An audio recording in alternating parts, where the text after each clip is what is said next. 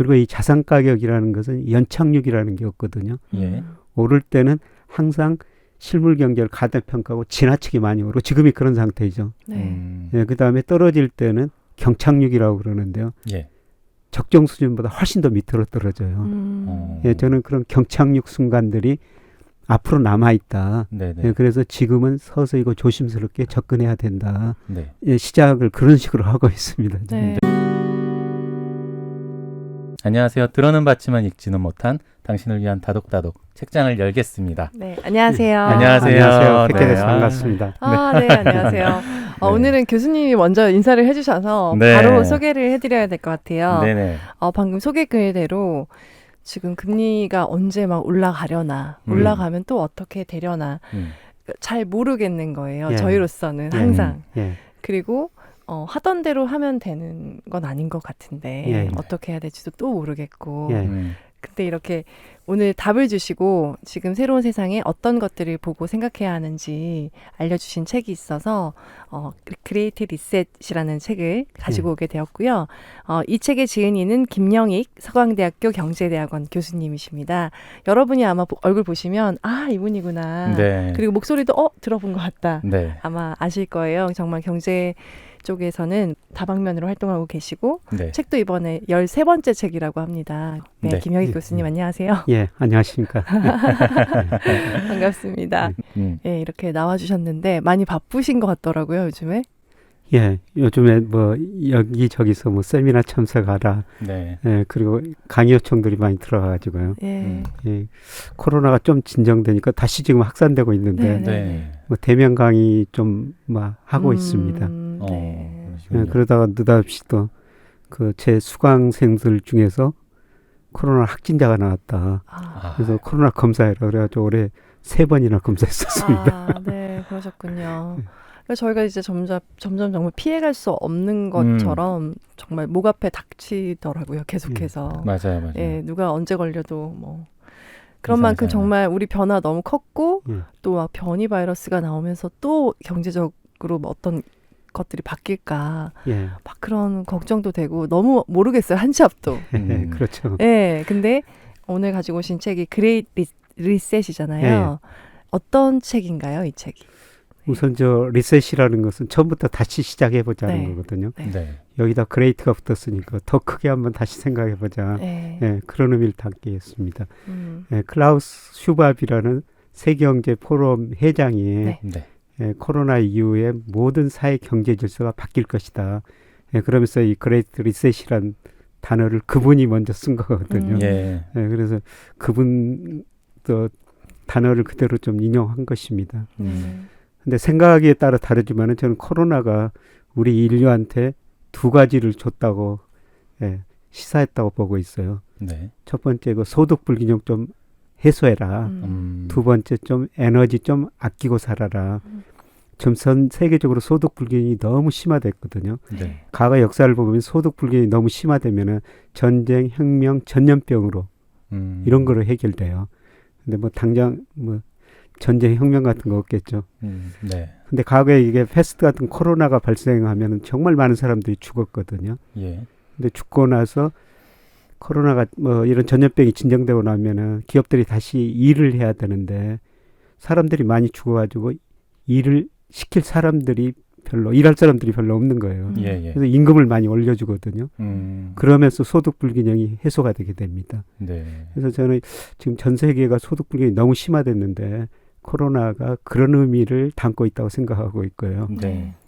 그다음에 우리가 에너지 사실 너무 안 아끼고 살고 있거든요. 맞아요. 그렇죠.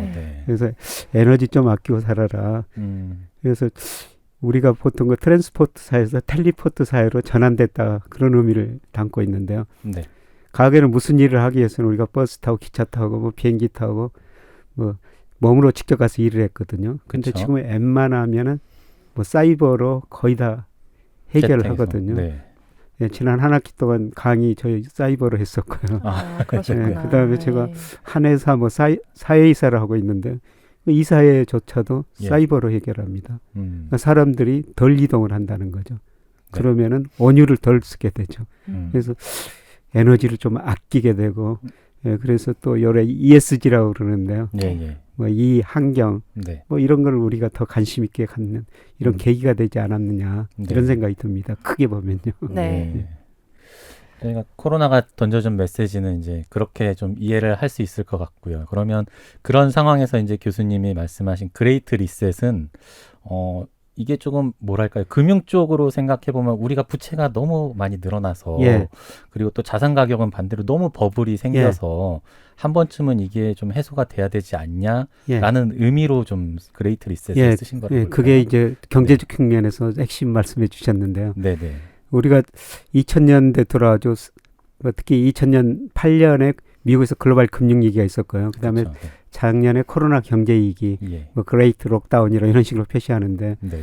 그 위기를 극복하면서 정부가 돈을 너무 많이 썼어요. 그리고 중앙은행은 금리 0% 내리고 뭐 천문학적 돈을 풀었거든요. 예, 예. 그러다 보니까 경기는 회복됐는데 정부가 돈을 많이 쓰다 보니까 네. 정부가 부실해져 버렸고 예, 그다음에 금리가 0% 돈을 많이 풀다 보니까 가게 돈 빌려 소비하고 기업은 돈 빌려 투자했거든요. 네. 그러니까 정부도 부실해졌고 기업도 부실해졌고 가게가 부실해진 겁니다. 한마디로 부채에 성장했고요. 그다음에 또 다른 문제점은 뭐냐면은 금리가 낮고 돈을 풀다 보니까 예, 예. 자산 가격에 엄청난 거품이 발생한 거예요. 특히 미국 자산 가격, 특히 주식시장 보면은 역사상 제가 판단하는 가장 큰 거품이 발생했거든요. 네. 예, 그래서 이런 거 부채 문제, 그 다음에 자산 가격 거품이 지금 유지되는 거는 저금리라는 것이죠. 근데 오랫동안 이제 돈을 풀다 보니까 물가가 오를 수밖에 없다는 것이죠. 시간의 문제거든요. 네.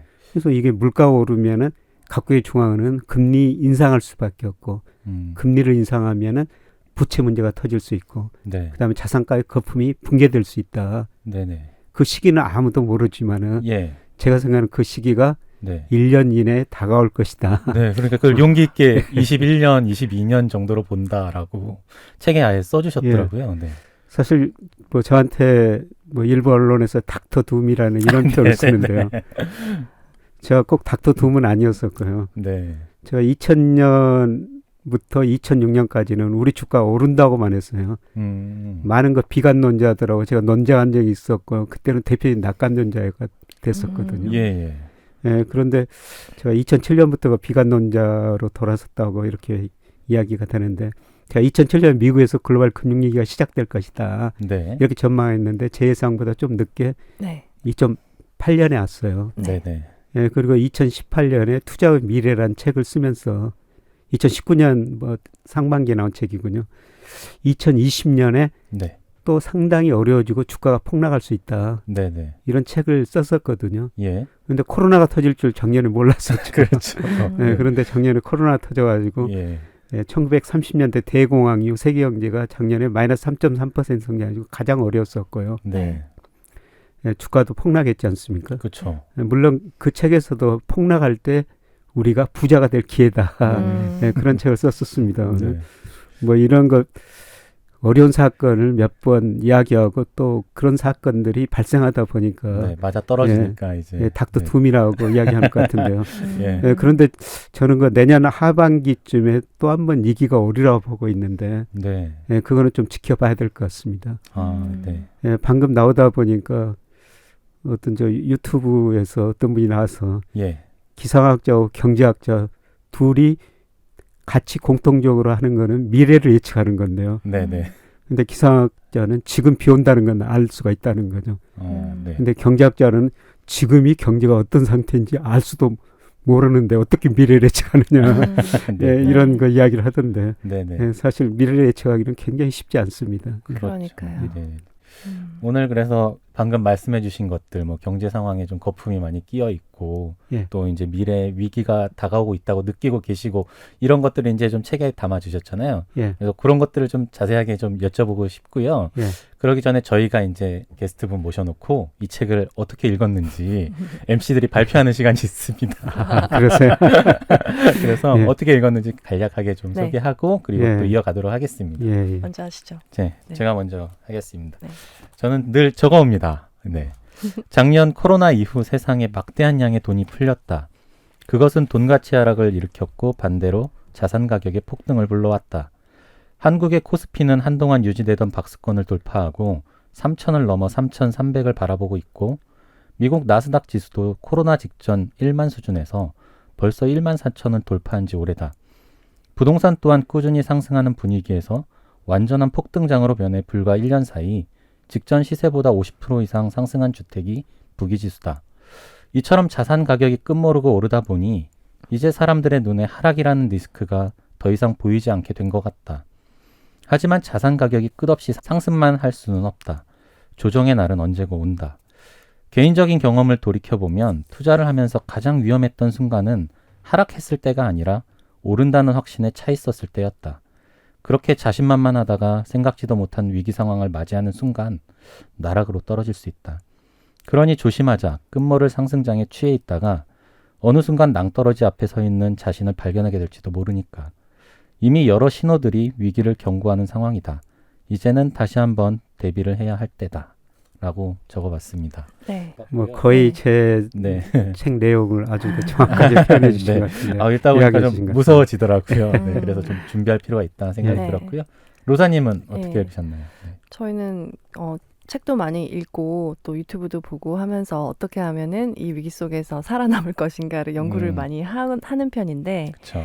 정보가 너무 많으니까 무엇이 옳고 어떤 걸 봐야 하고 어떤 흐름이 있는지를 오히려 더 모르겠다는 생각이 들 때가 많은데 이렇게 거시적인 경제 전문가이신 김영익 교수님께서 지금 미국보다는 중국 쪽을 보세요. 그리고 지금처럼 계속 이제 금리가 낮다고 해서 여기에 젖어들어 있지 말고 위험이 있다는 것을 인지하고 미래를 준비하도록 해라라고 알람을 또 주시고 그리고 한국과 중국 장이 좋을 수 있다.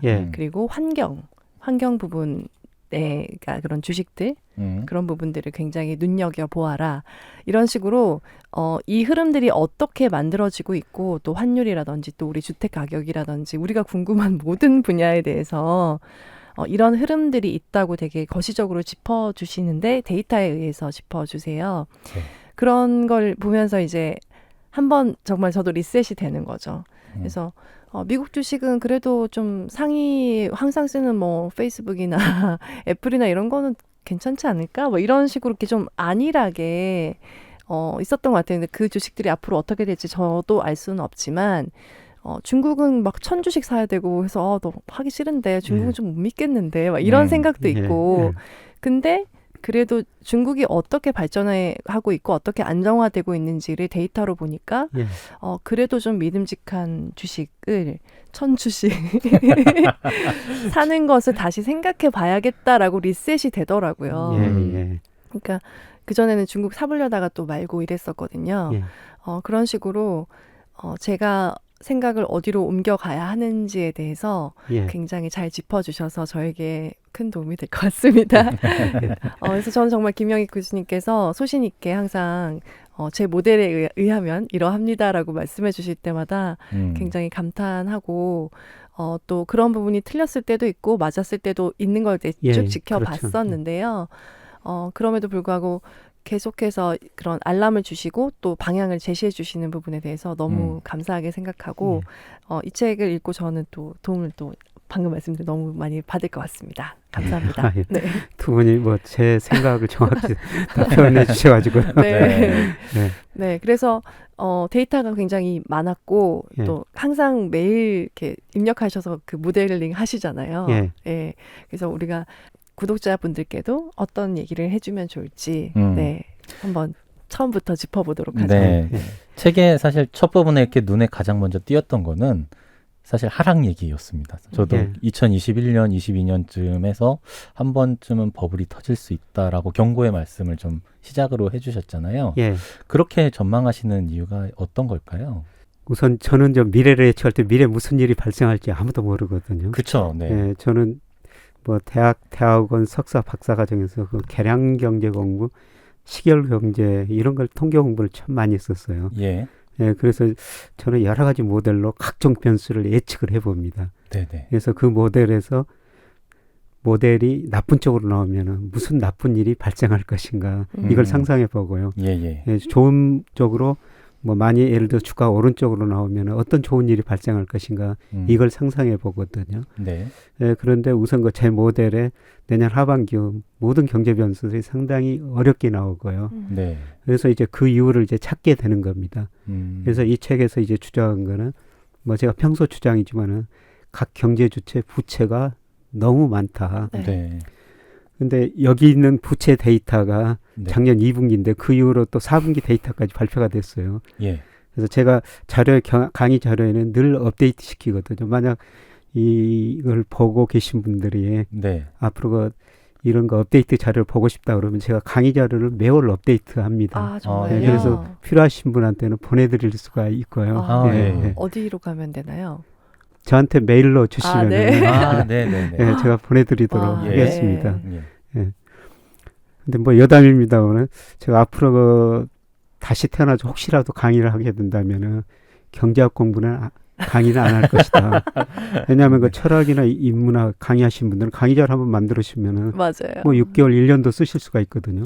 네. 근데 저는 데이터가 발표될 때마다 강의 자료를 매일매일 업데이트 시켜야 돼요. 그렇죠. 그래서 이 책에 나온 부채보다도 네. 4분기 부채 보니까 훨씬 더 많이 늘어나 버렸습니다. 그런가요? 예.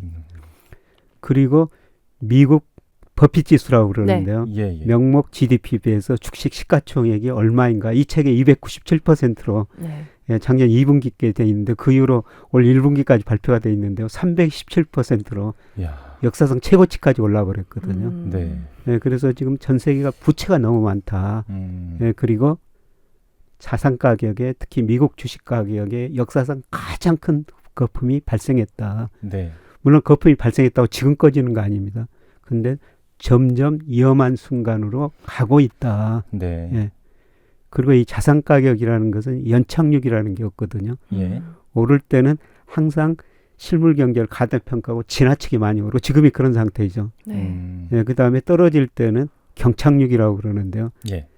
적정 수준보다 훨씬 더 밑으로 떨어져요. 예, 저는 그런 경착륙 순간들이 앞으로 남아있다. 네네. 예, 그래서 지금은 서서히고 조심스럽게 접근해야 된다. 네. 예, 시작을 그런 식으로 하고 있습니다. 네. 네. 그러니까 제가 어제도 나스닥 지수를 봤는데 작년만 해도 만스닥이 됐다고 막 와 만스닥이다 예. 막 이랬어요. 근데 그쵸. 14,000까지 올라갔더라고요. 네, 그래서 맞아요. 와, 어떻게 1년 만에 이럴 수가 있지? 이런 생각이 진짜 들더라고요. 예.